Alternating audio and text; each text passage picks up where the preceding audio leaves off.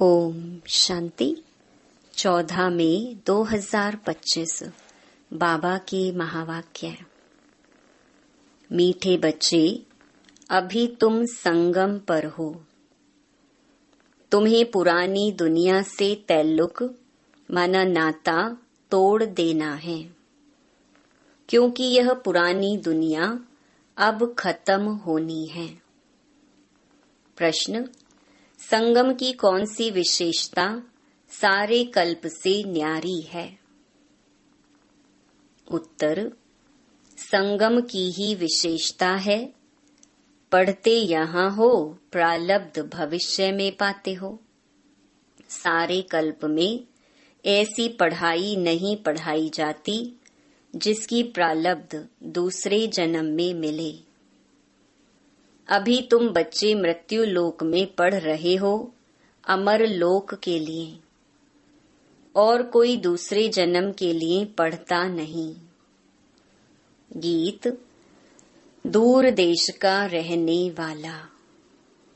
ओम शांति। दूर देश का रहने वाला कौन? यह तो कोई भी जानते नहीं। क्या उनको अपना देश नहीं है जो पराये देश में आए हैं? वह अपने देश में नहीं आते हैं। यह रावण राज्य पराया देश है ना? क्या शिव बाबा अपने देश में नहीं आते हैं? अच्छा, रावण का परदेश कौन सा है और देश कौन सा है? शिव बाबा का अपना देश कौन सा है, पराया देश कौन सा है? फिर बाप आते हैं पराये देश में, तो उनका देश कौन सा है? अपने देश की स्थापना करने आते हैं, लेकिन क्या वह अपने देश में खुद आते हैं? ब्रैकेट्स में 1-2 ने सुनाया। अच्छा, इस पर सब विचार सागर मंथन करना। यह बहुत समझने की बात है। रावण का पराया देश बताना बहुत सहज है। राम राज्य में कभी रावण आता नहीं। बाप को रावण के देश में आना पड़ता है, क्योंकि रावण राज्य को चेंज करना होता है। यह है संगम युग। वह सतयुग में भी नहीं आते, कलयुग में भी नहीं आते, संगम युग पर आते हैं। तो यह राम का भी देश है, रावण का भी देश है। इस किनारे राम का, उस किनारे रावण का है। संगम है ना? अभी तुम बच्चे संगम पर हो, न इस तरफ न उस तरफ हो। अपने को संगम पर समझना चाहिए। हमारा उस तरफ ताल्लुक नहीं है। बुद्धि से पुरानी दुनिया से ताल्लुक तोड़ना पड़ता है। रहते तो यहाँ ही हैं, परंतु बुद्धि से जानते हैं यह पुरानी दुनिया ही खत्म होनी है। आत्मा कहती है, अभी मैं संगम पर हूँ। बाप आया हुआ है, उनको खिवैया भी कहते हैं।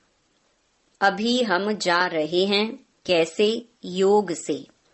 योग के लिए भी ज्ञान है, ज्ञान के लिए भी ज्ञान है।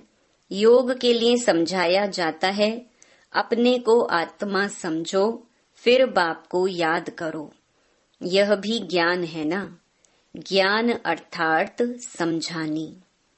बाप मत देने आए हैं, कहते हैं अपने को आत्मा समझो। आत्मा ही 84 जन्म लेती है। बाप बच्चों को ही विस्तार से बैठ समझाते हैं। अभी यह रावण राज्य खत्म होना है। यहाँ है कर्म बंधन, वहाँ है कर्म संबंध। बंधन दुख का नाम है, संबंध सुख का नाम है। अब कर्म बंधन को तोड़ना है। बुद्धि में है, हम इस समय ब्राह्मण संबंध में हैं, फिर दैवी संबंध में जाएंगे। ब्राह्मण संबंध का यह एक ही जन्म है, फिर 8 और 12 जन्म दैवी संबंध में होंगे। यह ज्ञान बुद्धि में है, इसलिए कलयुगी छीछी कर्म बंधन से जैसे ग्लानि करते हैं। इस दुनिया के कर्म बंधन में अभी रहना नहीं है। बुद्धि मिलती है, ये सब हैं आसुरी कर्म बंधन। हम भी गुप्त एक यात्रा पर हैं। यह बाप ने यात्रा सिखलाई है। फिर इस कर्म बंधन से न्यारे हो हम कर्मातीत हो जाएंगे। यह कर्म बंधन अब टूटना ही है। हम बाप को याद करते हैं कि पवित्र बन चक्कर को समझ चक्रवर्ती राजा बने। पढ़ रहे हैं, फिर उनका एक ऑब्जेक्ट प्रालब्ध भी चाहिए ना। तुम जानते हो हमको पढ़ाने वाला बेहद का बाप है। बेहद के बाप ने हमको 5000 वर्ष पहले पढ़ाया था। यह ड्रामा है ना। जिनको कल्प पहले पढ़ाया था उनको ही पढ़ाएंगे। आते रहेंगे, वृद्धि को पाते रहेंगे। सब तो सतयुग में नहीं आएंगे, बाकी सब जाएंगे वापिस घर। इस पार है नरक, उस पार है स्वर्ग। उस पढ़ाई में तो समझते हैं हम यहाँ पढ़ते हैं, फिर प्रालब्ध भी यहाँ पाएंगे। यहाँ हम पढ़ते हैं संगम युग पर। इनकी प्रालब्ध हमको नई दुनिया में मिलेगी। ये है नई बात। दुनिया में ऐसे कोई नहीं कहेंगे कि तुमको इसकी प्रालब्ध दूसरे जन्म में मिलेगी। इस जन्म में अगले जन्मों की प्रालब्ध पाना यह सिर्फ इस संगम युग पर ही होता है। बाप भी आते ही संगम युग पर हैं। तुम पढ़ते हो पुरुषोत्तम बनने के लिए। एक ही बार भगवान ज्ञान सागर आकर पढ़ाते हैं नई दुनिया अमरपुरी के लिए। ये तो है कलयुग मृत्यु लोक। हम पढ़ते हैं सतयुग के लिए, नरकवासी से स्वर्गवासी होने के लिए। ये है पराया देश, वह है अपना देश। उस अपने देश में बाप को आने की दरकार नहीं है। वह देश बच्चों के लिए ही है। वहाँ सतयुग में रावण का आना नहीं होता है। रावण गुम हो जाता है।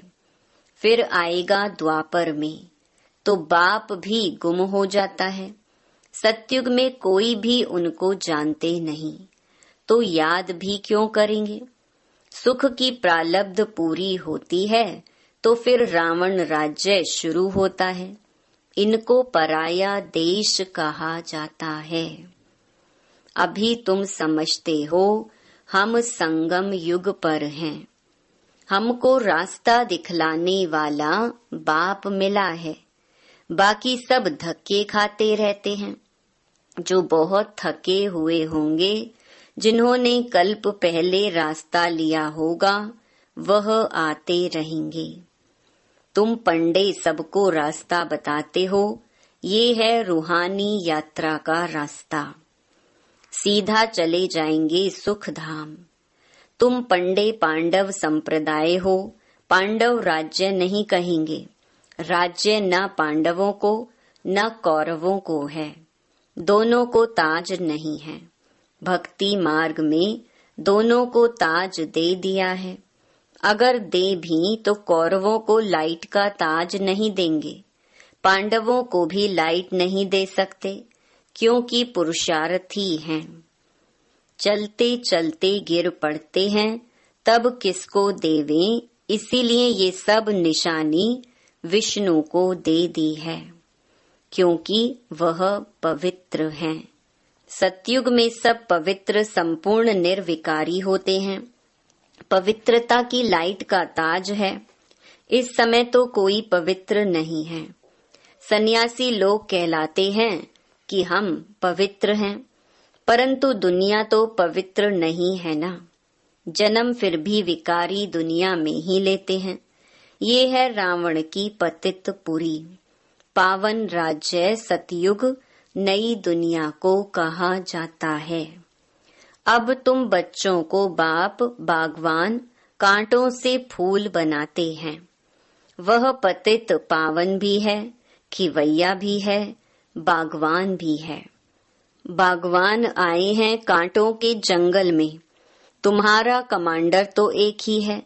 यादवों का कमांडर चीफ शंकर को कहें, यूं तो वह कोई विनाश कराते नहीं हैं, जब समय होता है तो लड़ाई लगती है।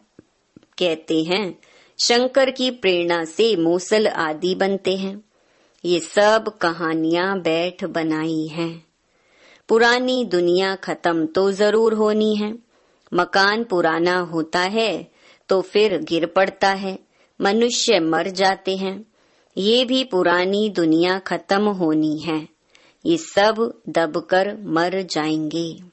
कोई डूब मरेंगे, कोई शौक में मरेंगे। बॉम्ब्स आदि की जहरीली वायु भी मार डालेगी। बच्चों की बुद्धि में है कि अभी विनाश होना ही है। हम उस पार जा रहे हैं। कलयुग पूरा हो, सतयुग की स्थापना जरूर होनी है।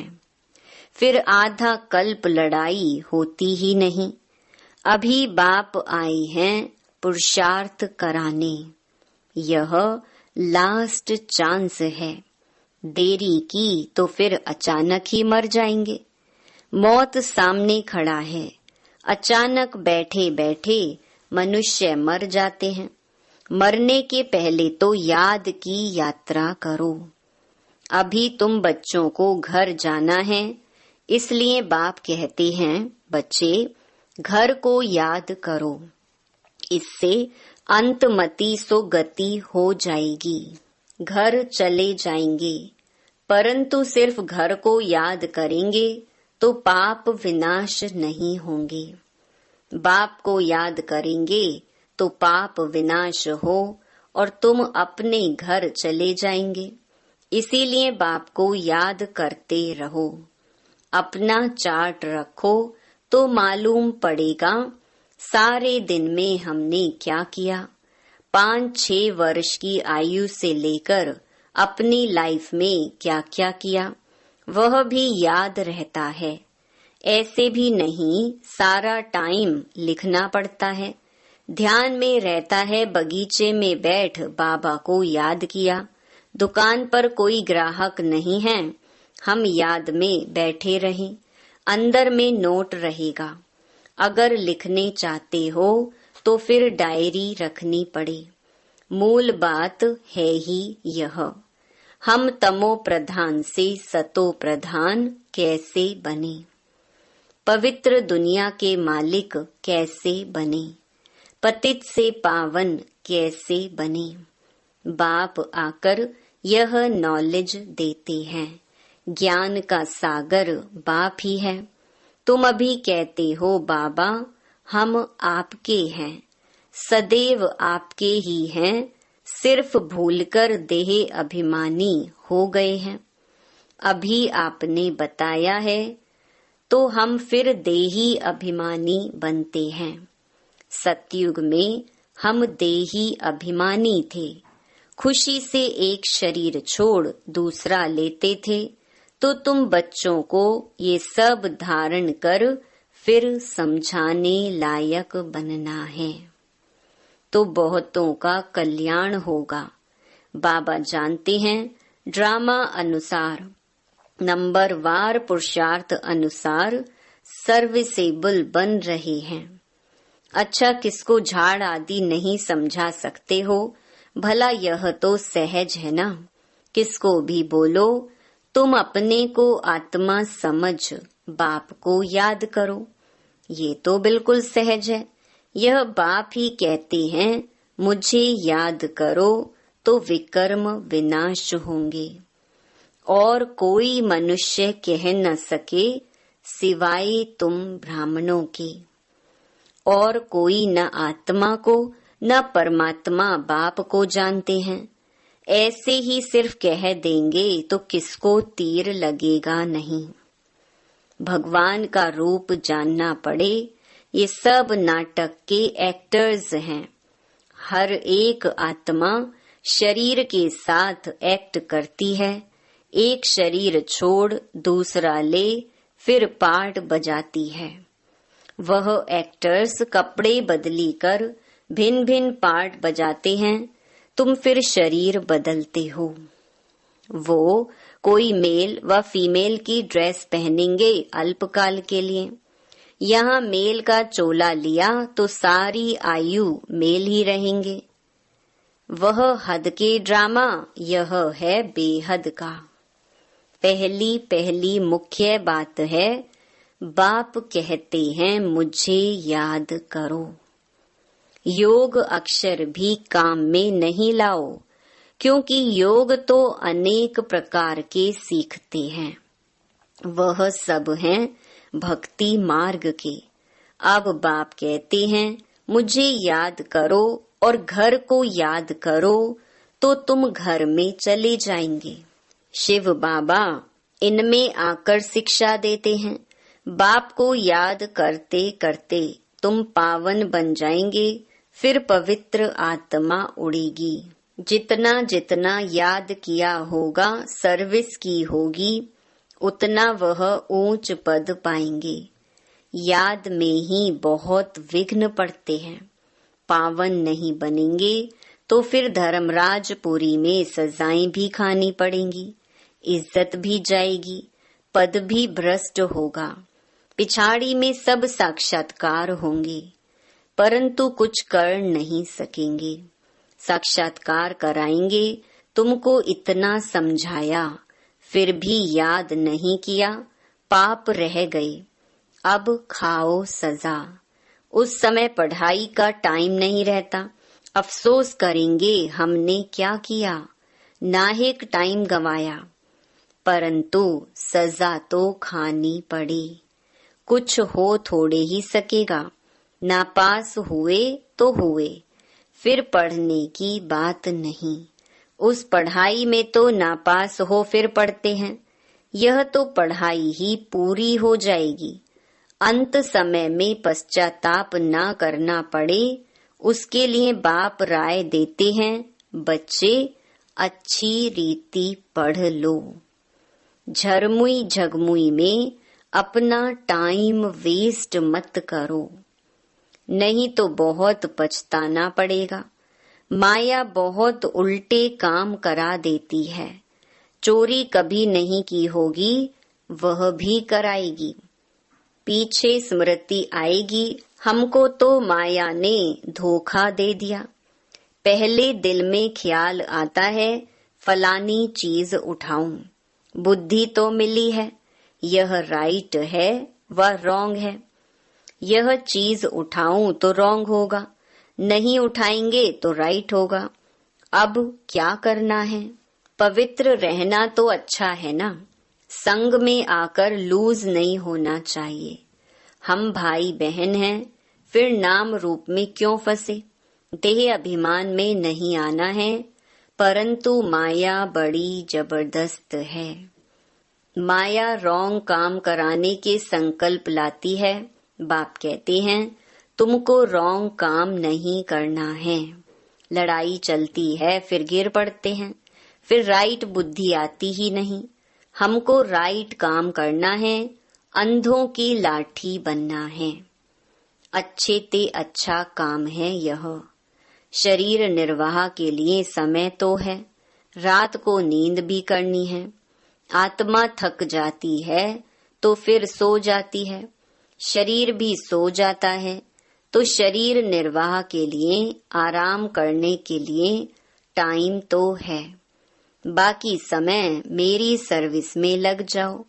याद का चार्ट रखो, लिखते भी हैं, फिर चलते चलते फेल हो जाते हैं। बाप को याद नहीं करते, सर्विस नहीं करते, तो रॉन्ग काम होता रहता है। अच्छा, मीठे मीठे सिकिलधे बच्चों प्रति माता पिता बाप दादा का याद प्यार और गुड मॉर्निंग। रूहानी बाप की रूहानी बच्चों को नमस्ते। धारणा के लिए मुख्य सार। पहला, झरमुई झगमुई में अपना टाइम वेस्ट नहीं करना है। माया कोई भी उल्टा काम ना कराए, यह ध्यान रखना है। संगदोष में आकर कभी लूज नहीं होना है। देह अभिमान में आकर किसी के नाम रूप में नहीं फंसना है। दूसरा, घर की याद के साथ साथ बाप को भी याद करना है। याद के चार्ट की डायरी बनानी है। नोट करना है हमने सारे दिन में क्या क्या किया, कितना समय बाप की याद में रहे। वरदान, नम्रता रूपी कवच द्वारा व्यर्थ के रावण को जलाने वाले सच्चे स्नेही सहयोगी भव। कोई कितना भी आपके संगठन में कमी ढूंढने की कोशिश करे, लेकिन जरा भी संस्कार स्वभाव का टक्कर दिखाई ना दे। अगर कोई गाली भी दे, इंसल्ट भी करे, आप सेंट बन जाओ। अगर कोई रॉन्ग भी करता है तो आप राइट रहो। कोई टक्कर लेता है तो भी आप उसे स्नेह का पानी दो। यह क्यों, ऐसा क्यों, यह संकल्प करके आग पर तेल नहीं डालो। नम्रता का कवच पहनकर रहो। जहाँ नम्रता होगी वहाँ स्नेह और सहयोग भी अवश्य होगा। स्लोगन, मेरेपन की अनेक हद की भावनाएं एक मेरे बाबा में समा दो। अव्यक्त इशारे, रूहानी रॉयल्टी और प्योरिटी की पर्सनालिटी धारण करो। रूहानी रॉयल्टी का फाउंडेशन संपूर्ण पवित्रता है। तो अपने से पूछो कि रूहानी रॉयल्टी की झलक और फलक आपके रूप व चरित्र से हरेक को अनुभव होती है। नॉलेज के दर्पण में अपने को देखो कि मेरे चेहरे पर चलन में वह रूहानी रॉयल्टी दिखाई देती है या साधारण चलन और चेहरा दिखाई देता है। अच्छा, ओम शांति।